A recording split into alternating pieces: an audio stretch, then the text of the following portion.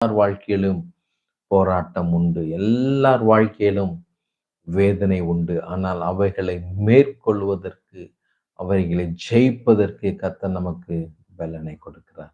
ஆமென். தாவீது சொல்றார், சில ரதங்களை குறித்தும், குதிரைகளை குறித்தும் மேன்மை பாராட்டுகிறார். ஆனால் நாங்களோ எங்களை அழைத்து அபிஷேகம் பண்ணின, எங்களை அப்பா உருவாக்கின தேவனை குறித்து நாங்கள் மேன்மை பாராட்டுகிறோம். அவர்களோ முறிந்து விழுந்தார்கள். நாங்களோ எழுந்து நிமிர்ந்து நிற்கிறோம். ரிபா சாந்தா ரியா கத்தர். எத்தனை பேர் உணர்றீங்க?